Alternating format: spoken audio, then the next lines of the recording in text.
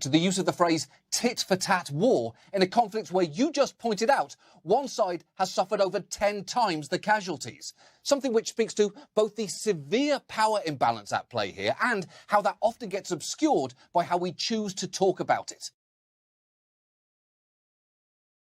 But this week's actually been a pretty good reminder that while some things are incredibly complex and require a great deal of context, others are just wrong.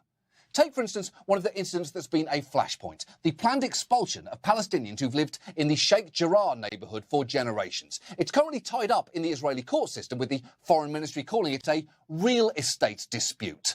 But it's worth knowing that the UN's Commissioner for Human Rights has said that these expulsions would violate Israel's obligations under international law. So it is not hard to see why sanitised terms like evictions or property disputes rankle those who live there.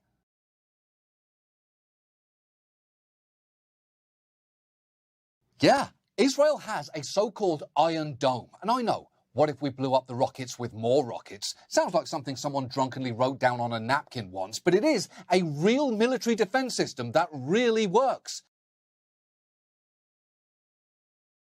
Israel's airstrikes were not. They hit their targets, including a house in a refugee camp, a building housing the Associated Press and Al Jazeera, and this 13-story office and apartment building. And while Israel insisted that there were military targets in that building and that they destroyed it as humanely as possible, even warning people to evacuate beforehand, for the record, destroying a civilian residence sure seems like a war crime, regardless of whether you send a courtesy heads-up text.